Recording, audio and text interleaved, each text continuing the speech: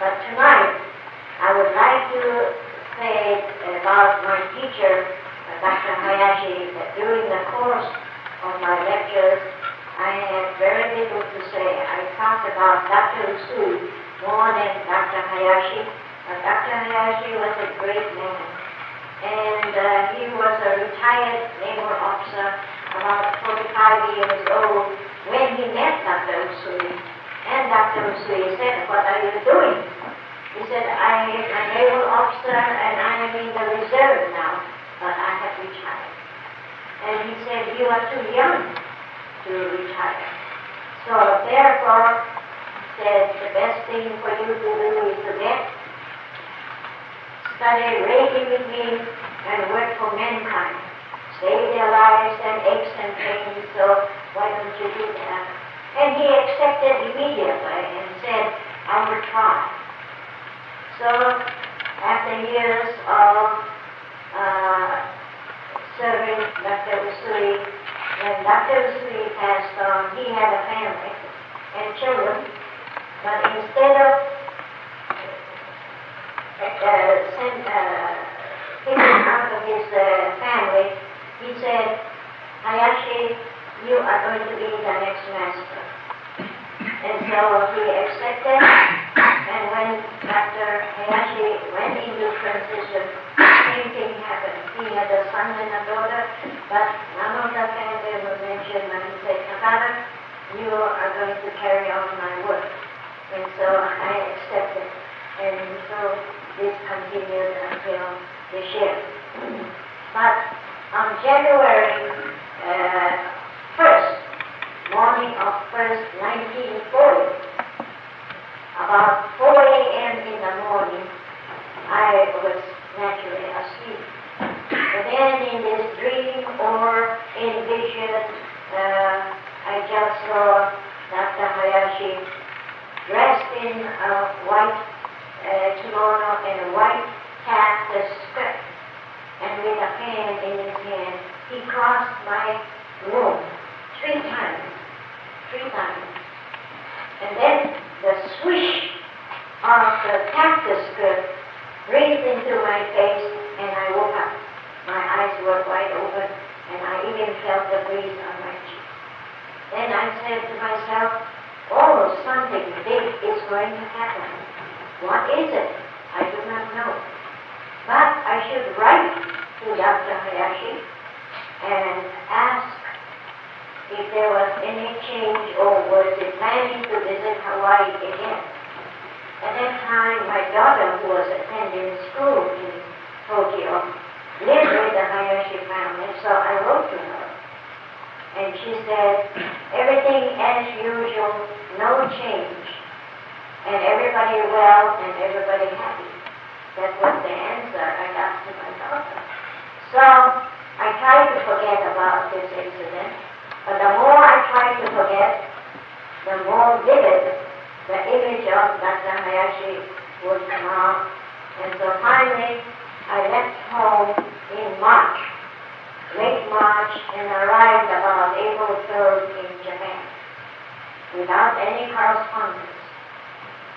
And after I arrived there, Mrs. Hayashi was at the boat with some friends, but Dr. Hayashi was not there, so I said, "Is Dr. Hayashi well?" She said, "Yes, but he has great news for you, and I am sure that he is very, very happy that you have come."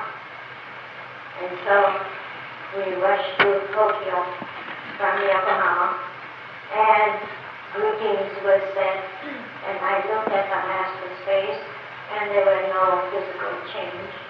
But then he said, "I am happy that you have come, but you have come a little too soon, about a month too soon. And therefore, I want you to go to Kyoto and study some other therapy. And I will introduce you a man who is very, very good in hydrotherapy." So I said, "Yes, Master." And I left for Kyoto. But he said, "I will send you a wire. When I send if you are a warrior, that night, I would like you to take a train that leaves about 9 o'clock, Kyoto time, and then arrive, and when you do not come here, but come to Atami, my summer home, where I will be staying. And so I said, I shall do that. Then when the time arrived, I was in Kyoto studying. I don't know what I was a first. When the wire came on May 9th, and he said, return to Atami tonight. And so I took the train, and I arrived in Atami about 5 o'clock in the morning. So I took a cab and came right to the house, and then I said to myself, I wonder what is this? And the maid let me in and said, it is too early. Would you like me to fix you a bed so that you can lay down? I said, no, thank you. I said, I think I'll have a cup of tea. And when I have a cup of tea and I'll wait for the family to get up for breakfast. And he said, well, breakfast will be served as usual, 8 o'clock. And so I stayed downstairs. But one thing I forgot to say, that before I left for Kyoto, Mrs. Hayashi had called me one day, and she said, I want you to come to this far, far corner of the room and then look into that room where my husband is spending most of the time. And the shoji door was open, and he could not see me, but we could see him. And at that time, he opened the chiffonier drawer and took out a white package. And then he stepped back in front of him, and then I see him raising it up, and his head was bowed down. He did this 3 times. And after that, he laid it on the floor. Then Mrs. Hayashi said, Takata-san, that is why he wanted you to come. But now the decision is not made. So he did not openly say why he wants you to go to Kyoto. But I will tell you because I know. She said, my husband is planning to go into transition in the near future. And so I was kind of startled, and I said, oh, transition means he's going to die. But then I said, I argued with myself, how can a man walking around not ill, how can he go into transition? So I told him, is there anything wrong with him? He said, no, physically nothing. But he has to make a decision. So I said, what kind of a decision? To go into transition. And so I said, what is the reason? There must be a great reason for that. She said, yes. My husband predicts war between your country and Japan. And he was a reserve naval officer, and therefore, if war should break, he should don his uniform. And being a commander on a battleship, he has to direct all this battleship. And then he says, he shall be killed, and before he gets killed, he is going to kill many, many people. But since he has become a Reiki master, he said that is not his line. He said, I believe in saving lives, and therefore I do not wish to serve the country. And so he was debating when he had his uniform. In this white package, tissue paper was the uniform. But then he was turned himself towards the castle and said to the emperor that I may not serve you. I'm a Reiki master, and I might go my own way. And in order to do that, I cannot serve you people. And which is the right road, I do not know yet. And so he was making his decision. So while he was making and debating with himself, he said for me to go away. And so after I heard this from Mrs. Hayashi, I said, well, you must be very disturbed. Well, she said, in a sense, but whatever his decision, it is the right way. And so we resigned to faith. That's what she told me. So when he sends you the wire, that means that next day you shall go into transition. And so when the wire came, I was there in the morning of May 10th. And I asked the maid, is it any different around here with the master and Mrs. Hayashi and the family? Have you heard any more about the transition?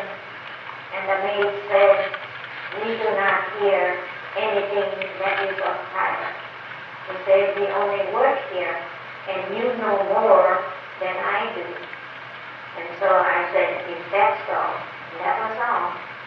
So I never questioned them, but I just waited until 8 o'clock when they announced that breakfast was being served upstairs. So I heard Mrs. Hayashi said, did Mrs. Takata come in? She said, yes, ma'am. She came at 5 o'clock this morning, and she's ready to go upstairs now. And so they said, we're all set for breakfast, and we had breakfast together. And at the breakfast table, Dr. Hayashi said, this is the greatest decision of my life. And I have decided today, right after lunch, we shall have very light lunch, that I will sit and you shall witness our master goes into transition sitting up. And so I said, is that so? It's still very, very startling. And I just couldn't digest in my mind.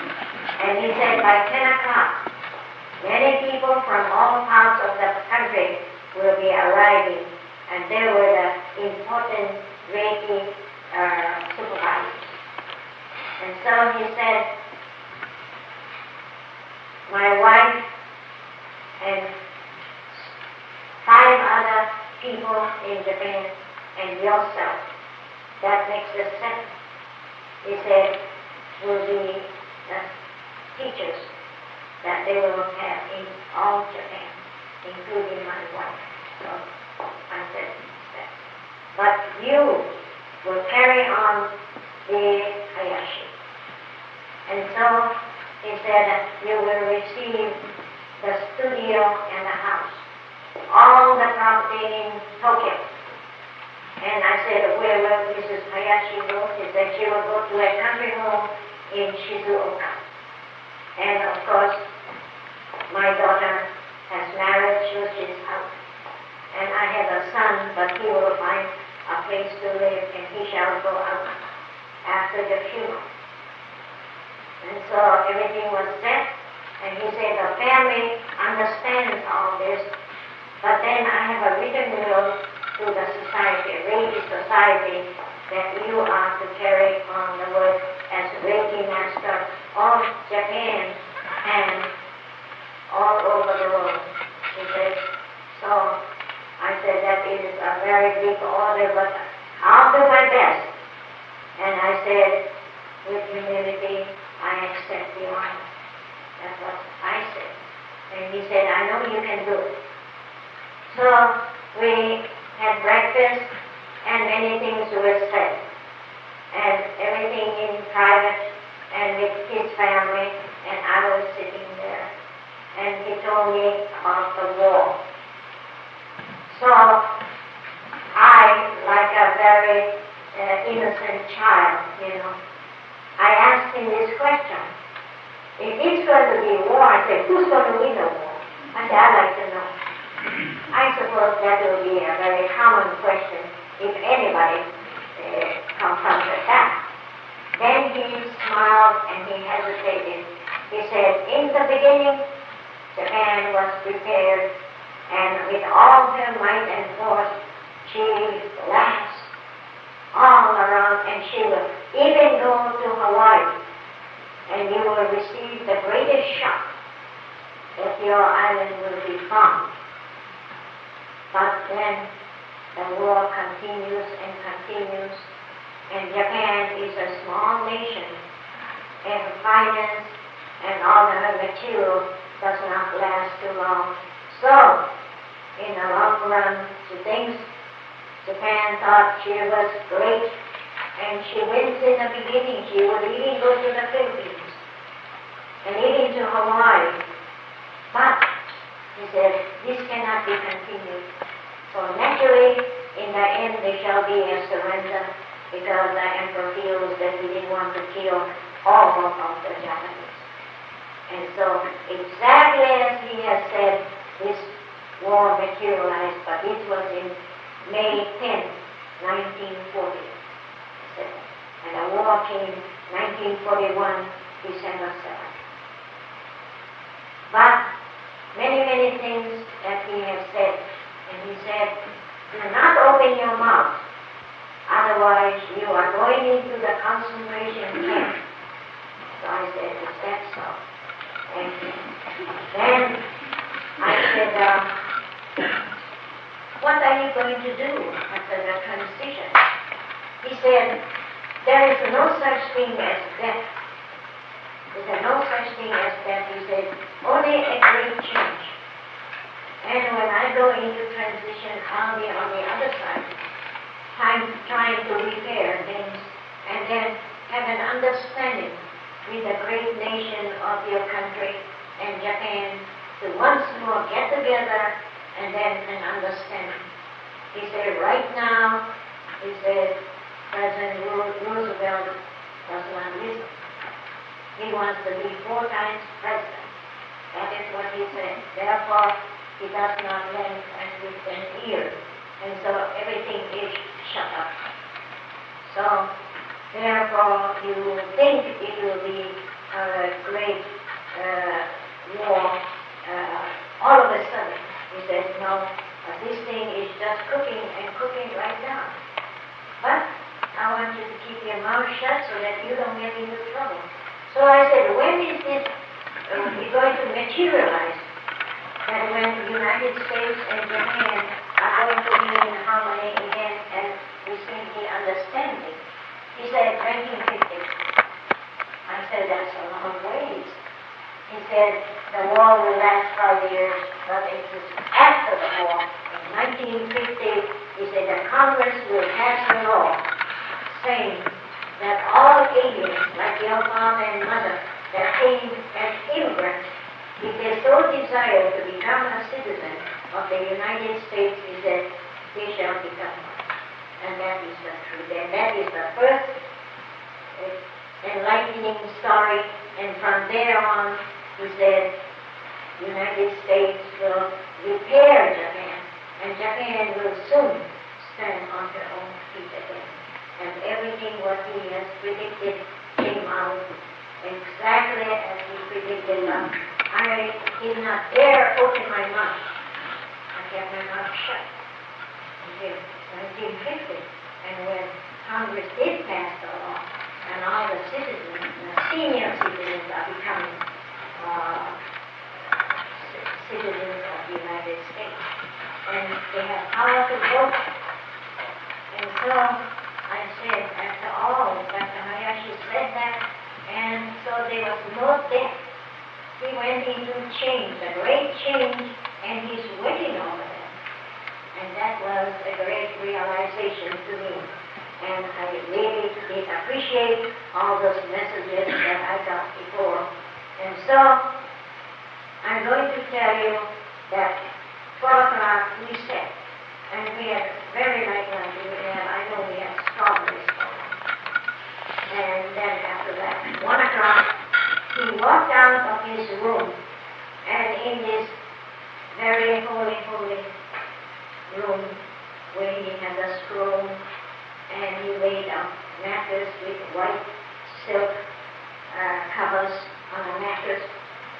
And then he came out his room in the same kimono that I saw January 1st, and with the skirt, with the swish of the skirt, and he did touch my face too.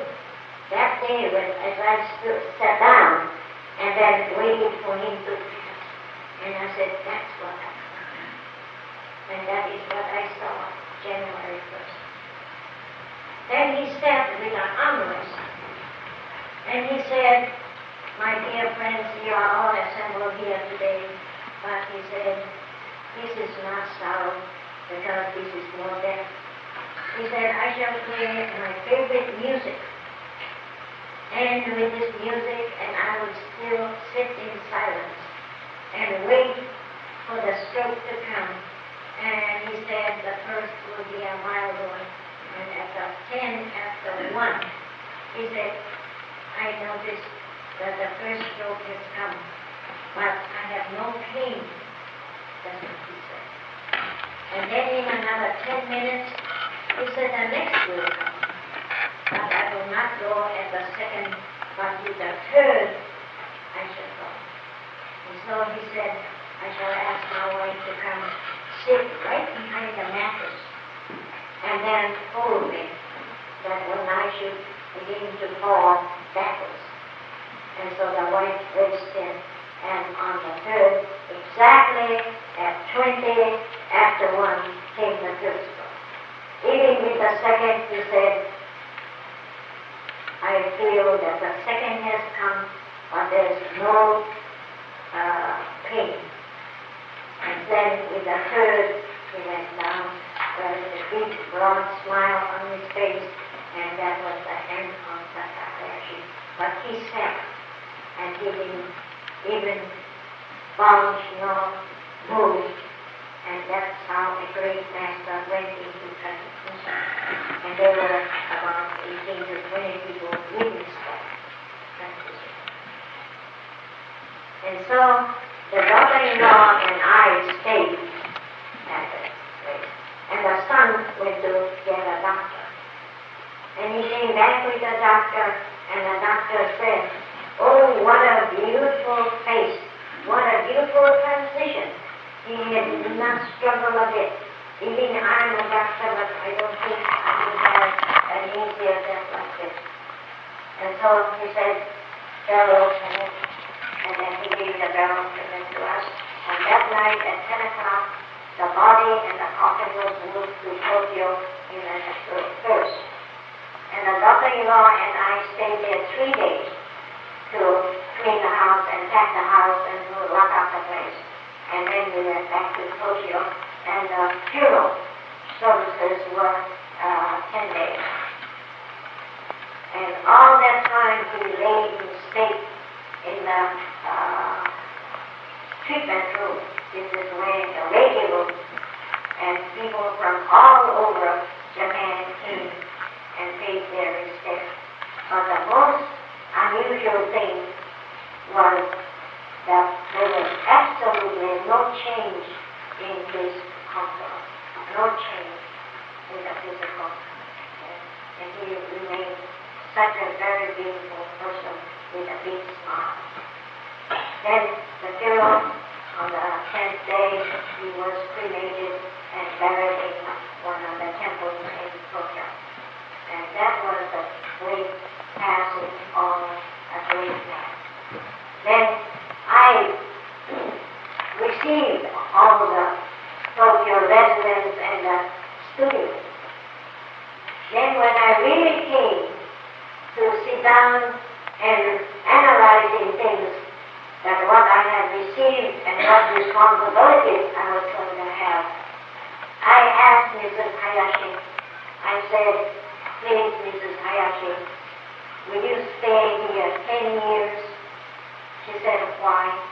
She said, because I am thinking myself whether I shall be a professional Reiki master or I'm a mother. I have to choose beside these two things. I have a daughter that was 18 years old, and I had a daughter that was 10 years old. And so I said, it is very unfair in Japan and bring up my daughters and marry Japanese men. And they were rather born in Hawaii, and therefore I feel that my duty is to be a mother first, rather than a profession. And it will take me 10 years. And in 10 years, my two daughters will be married.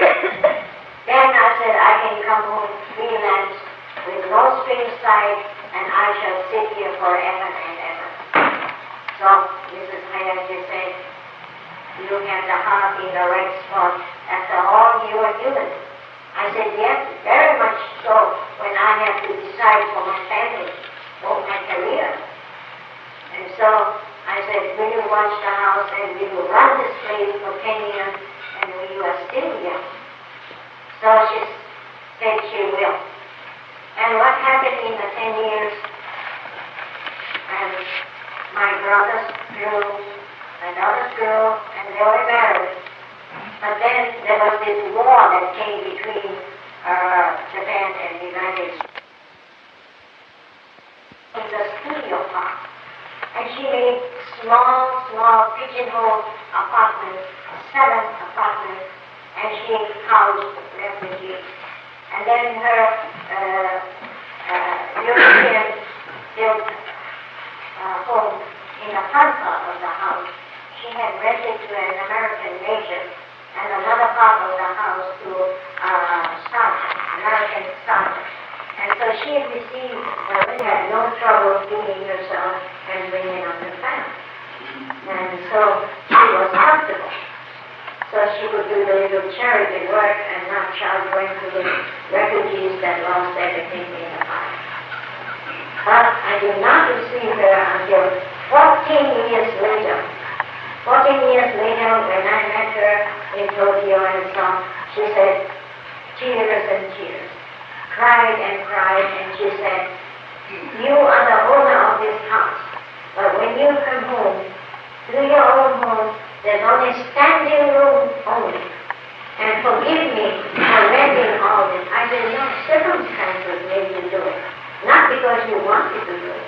So I said, I will sit down, and very ceremoniously, I said, if I return everything to you, I said, will you stop your tears? She said, yes, but